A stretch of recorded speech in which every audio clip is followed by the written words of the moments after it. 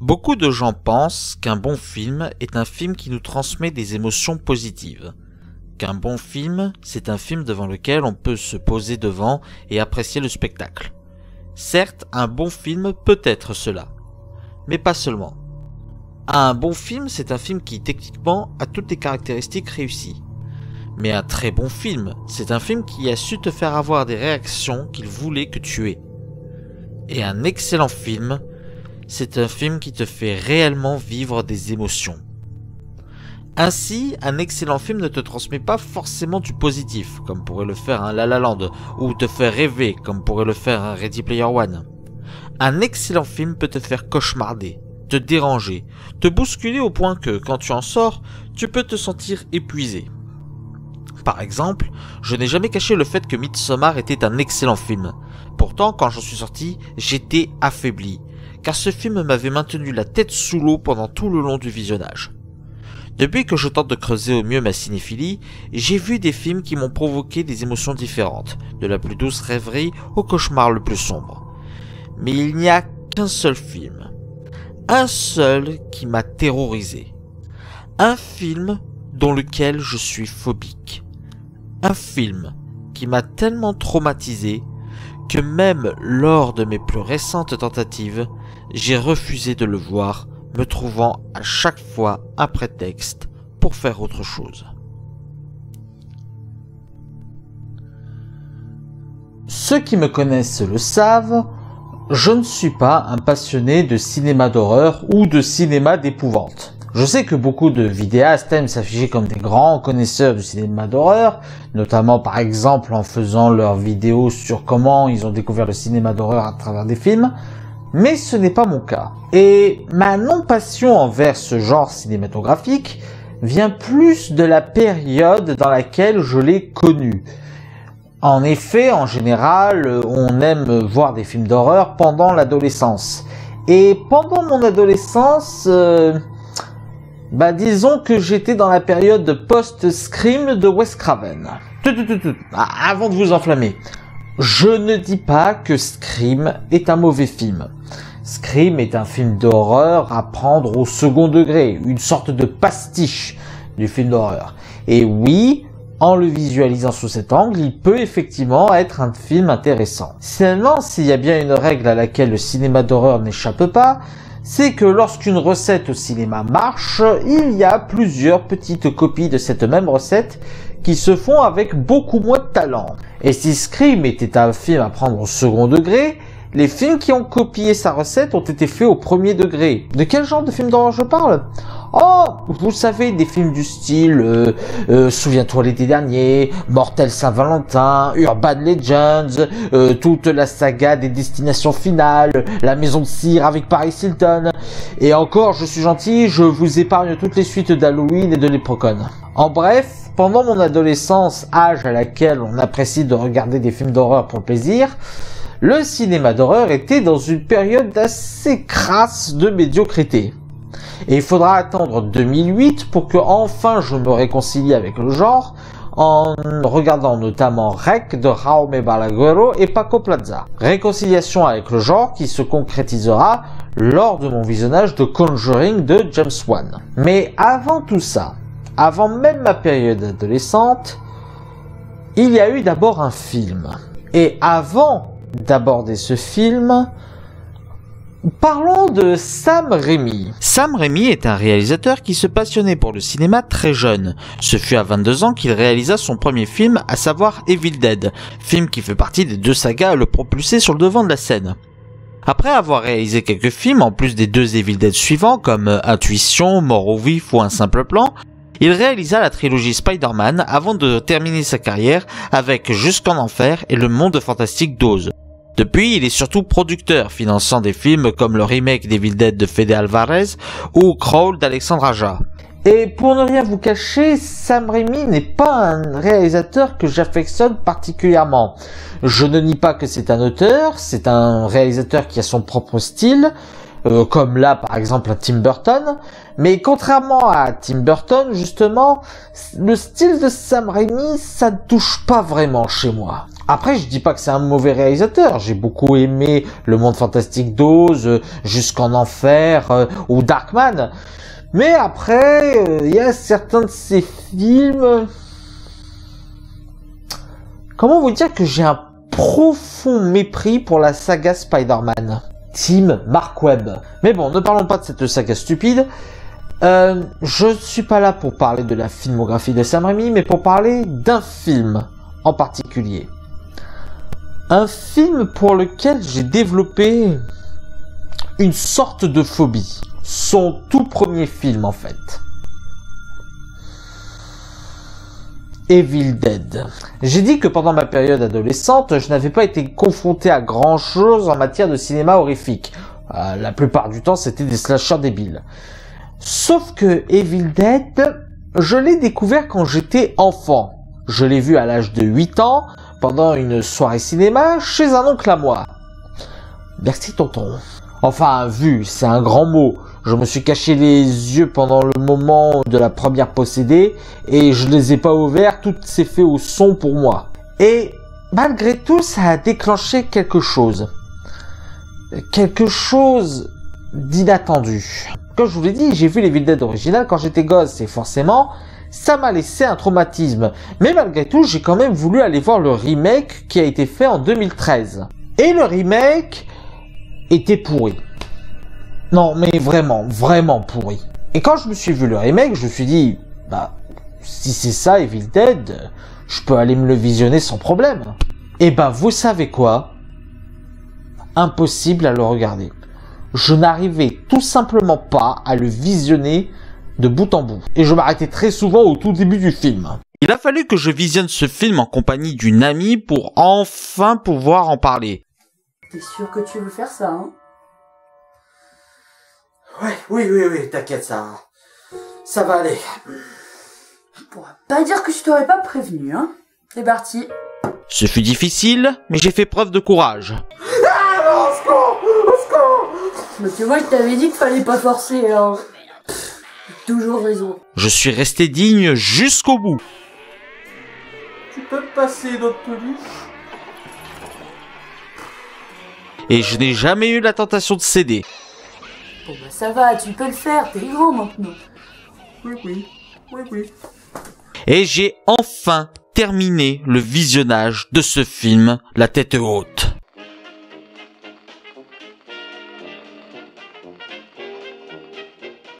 Bon, c'est fini. Tu vois, c'était pas si terrible. Ouais, ça va, c'était pas si terrible.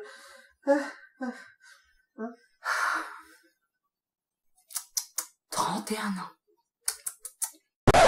Bon, en vrai, ça ressemblait plus à ça.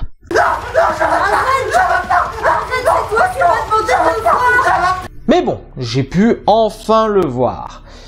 Et malgré tout, je me sens pas encore totalement libéré du traumatisme Evil Dead. Et c'est pour ça que je fais cette vidéo. Je veux faire cette vidéo pour totalement m'exorciser du traumatisme qu'a été Evil Dead. Et pour cela, nous allons analyser ce qui fait réellement peur dans ce film. Alors, de quoi parle Evil Dead ? Un groupe de 5 jeunes vacanciers vont dans une très vieille demeure au fin fond d'une forêt et trouvent un livre qui provoque des choses horribles. Naturellement, ils vont le lire et vont lutter contre des êtres démoniaques qui les trucident. Ouais, on peut ressentir que la force de ce film, c'est clairement pas son scénario. Mais bon, ça s'explique, on est en 1981, c'est le tout premier film de Sam Raimi, c'est pardonnable. Mais bon, ce qui nous intéresse ici, c'est de savoir pourquoi ce film me mortifie à chaque fois que je le regarde. Eh ben, commençons l'analyse.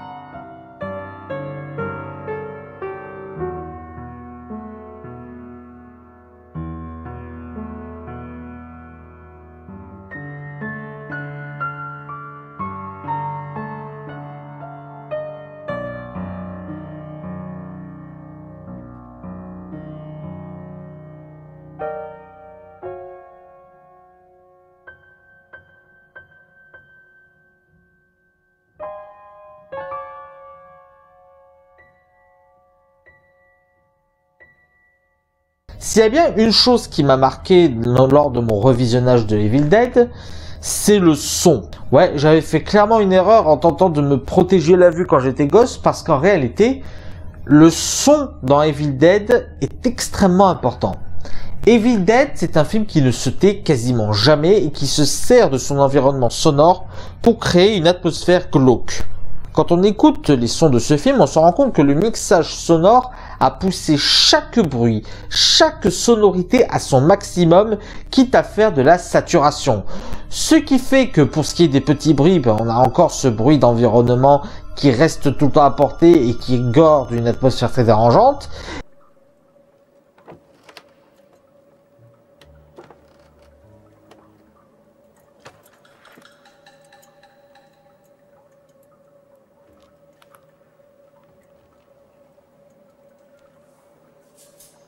Et alors, quand le bruit est au premier plan, il sature.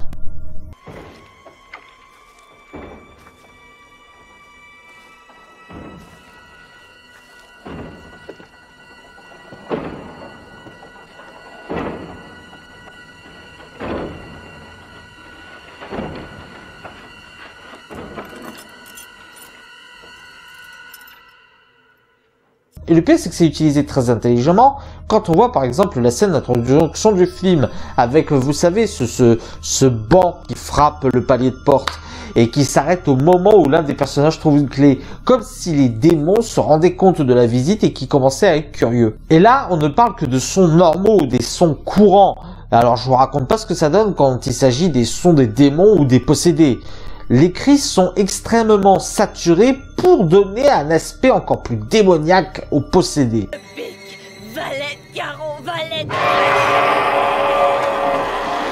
Pourquoi avez-vous interrompu notre sommeil? Pourquoi nous avez-vous tiré les larmes?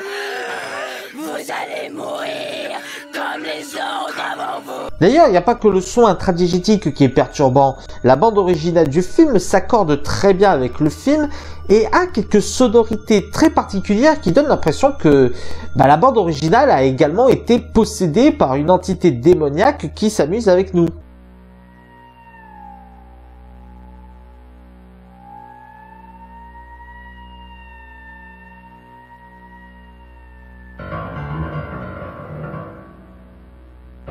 Donc si on combine un film qui ne se tait jamais en termes de son et une musique stressante, ça nous donne une atmosphère horrifique assez particulière. Mais il n'y a pas que l'aspect sonore qui est absolument répugnant chez ces démons.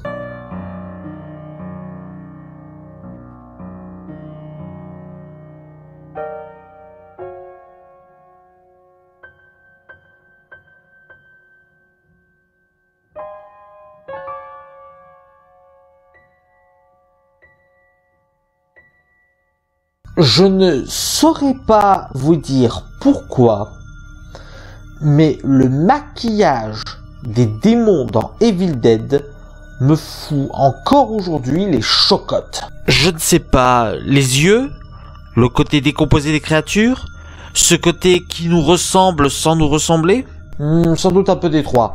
Mais il faut dire que Sam Raimi a toujours été extrêmement doué pour créer des personnages et des aspects dérangeants. Je suis quoi, moi? Je suis quoi, hein? Un phénomène de foire, c'est ça? C'est ça, hein? Un phénomène de foire. Je serais mieux avec un chapeau rigolo. Ça te plaît? Ouais. Tout le monde veut voir le phénomène de foire. Tout le monde veut voir le phénomène de foire. Tout le monde veut voir le phénomène de foire. Il n'y a qu'à voir ces films Darkman et Jusqu'en Enfer pour voir à quel point il est doué pour créer cette apparence aux êtres qui ne sont plus humains, mais tout en gardant un côté proche de nous.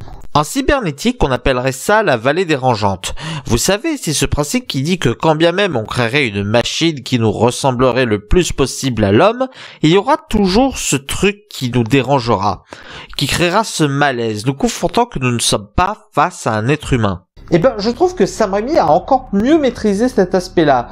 D'autant plus que l'aspect vieux du film le rend encore plus dérangeant.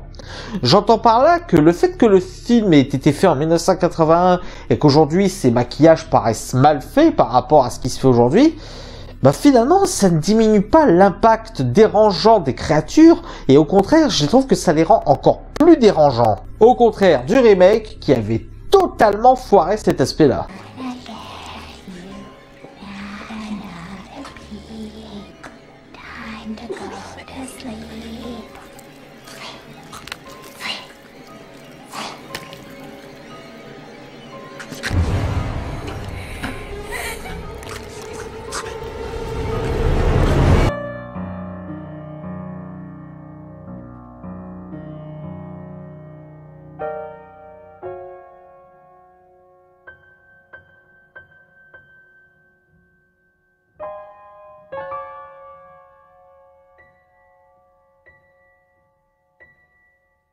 Comme je l'ai dit, Sam Raimi a toujours été très doué pour créer des aspects dérangeants. C'est un peu un anti-Tim Burton. J'entends par là que là où Tim Burton va prendre quelque chose qui est normalement repoussant pour en faire quelque chose de sympathique et attrayant,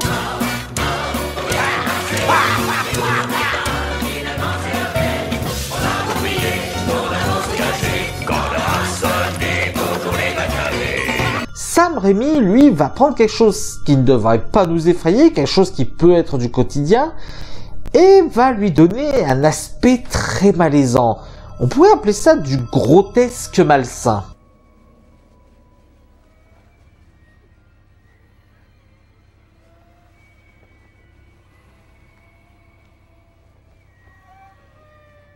La scène de viol par les branches d'arbres est totalement insoutenable pour moi.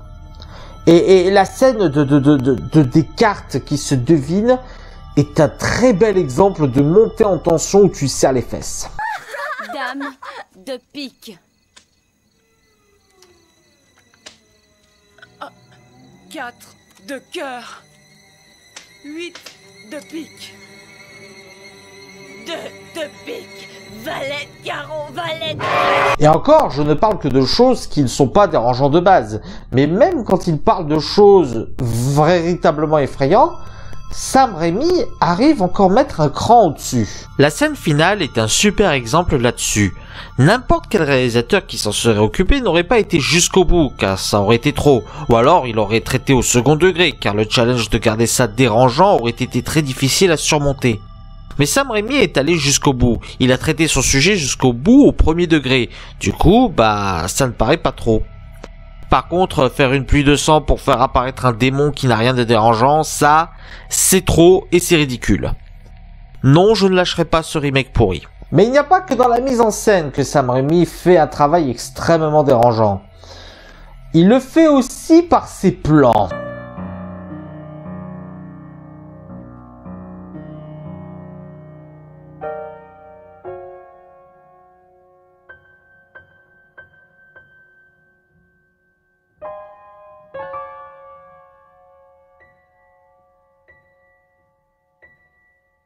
Les plans dans Evil Dead sont brillamment composés. Tout le long du film, on retrouve deux types de plans. D'abord, nous avons le plan subjectif, avec de grosses guillemets. Je précise les guillemets car en soi, la plupart de ces plans sont extradigétiques, la plupart en tout cas. Mais sans être totalement subjectifs, les plans en question nous donnent une vision très explicite de la position du démon, de sa traque, notamment quand il poursuit les personnages. Ce qui a donné par ailleurs l'un des plans iconiques du film.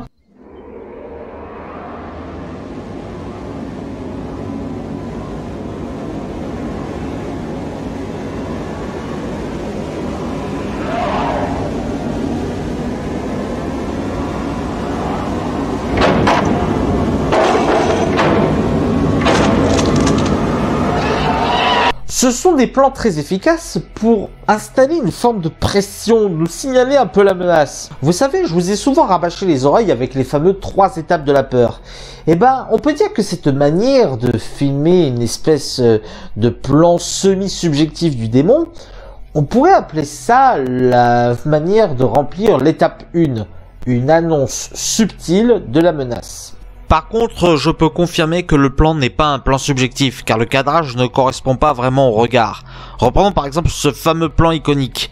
Là, vous voyez, Ash ne regarde pas la caméra, donc ce n'est pas un plan subjectif.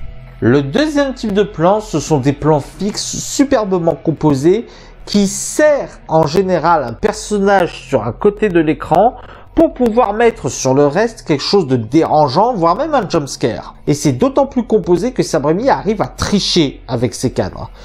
Je vais vous montrer le plan qui m'a le plus marqué dans ce film, rien que pour vous donner une idée. Mise en contexte. Ash est le dernier survivant, 2 des démons sont à l'extérieur et l'un d'entre eux est particulièrement agressif et tente de pénétrer dans la maison. Regardez comment ce plan est composé. La porte est quasiment tout à droite et la fenêtre est au centre. Étant donné que le démon cherche à entrer et que nous sommes en situation de tension, on s'attend à un jumpscare. Comme la fenêtre est bien mise en avant par le cadre, on s'attend à ce que la source du jumpscare passe par là, que le démon brise la fenêtre en entrant par exemple. Voyons maintenant la scène.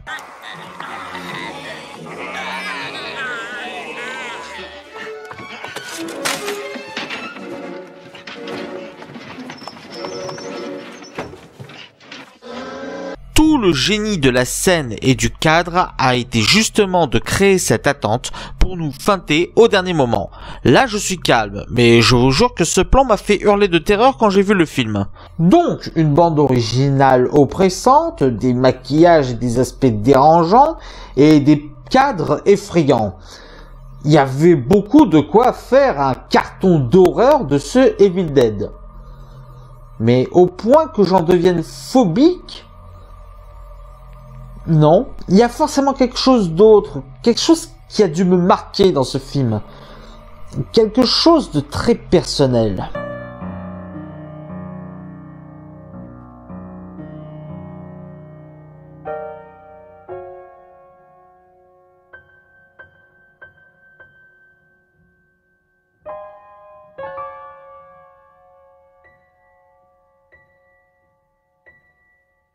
Comme je vous l'ai dit, j'ai vu ce film à l'âge de 8 ans. Et c'est clairement dans la balance quand on parle de ma phobie de ce film. Parce qu'un film, une peinture, un son effrayant, si on n'a pas été préparé mentalement à le recevoir, ça peut laisser une très forte empreinte. Aujourd'hui, quand je vais voir un film d'horreur ou quand je vais voir un film d'épouvante, je suis préparé mentalement à aller voir un film d'horreur ou d'épouvante. Et j'ai la maturité aujourd'hui nécessaire pour pouvoir relativiser et me dire que ce n'est qu'un film. Par exemple, Midsommar a été une expérience très dérangeante, mais je ne suis pas spécialement traumatisé par ce film. Et si on me le repropose, je me le reverrai avec plaisir. Mais Evil Dead, c'est différent. Je n'arrive vraiment qu'à le voir sous certaines conditions. Si j'ai pu faire cette vidéo aujourd'hui, c'est parce que des amis m'ont aidé à voir ce film. Et je sais que ce n'est que moi. Je sais que cet aspect est purement subjectif. Parce que quand on regarde en quoi Evil Dead a marqué son environnement, c'est pas tellement par son aspect horrifique. Le film qui se présente comme une suite, mais qui est en réalité un remake, c'est une comédie horrifique.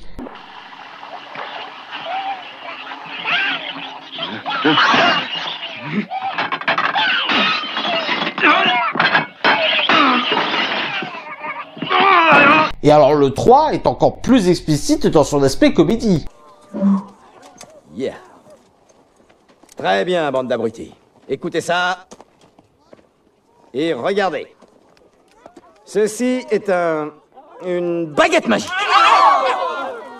Remington à canon double, calibre 12. La meilleure affaire de chez Priba.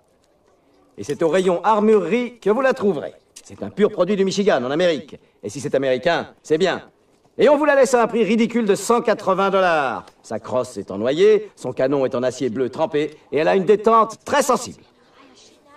Chez Priba, les prix sont bas. C'est clair? Et la série Ash vs Evil Dead, je ne l'ai pas vue, mais quand on voit la bande-annonce, vous sentez pas que c'est clairement orienté comédie?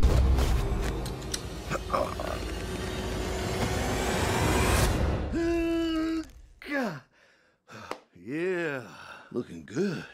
Looking sweet. Et Je sais pas, je trouve ça presque dommage en fait. Parce que comme on l'a vu tout le long de cette vidéo, ben Evil Dead, ça aurait pu être une très bonne franchise horrifique. Parce que le premier film, ben, c'est un excellent film d'horreur qui maîtrise les codes de son époque, avec un budget très limité. Et bien que je ne sois pas du tout fan du style de Sam Raimi, ben je reconnais qu'il faut être un sacré artisan pour pondre un film pareil. Après, il faut le reconnaître, les codes de Evil Dead en ce moment, ils sont un peu datés, ils sont un peu vieillots. J'ai conscience que pour beaucoup de monde, Evil Dead, ce n'est qu'un film d'horreur sympathique. Est-ce que c'est pour ça que Sam Raimi a préféré orienter sa saga vers de la comédie? Est-ce que c'est pour ça que le remake qui est ultra premier degré est une daube?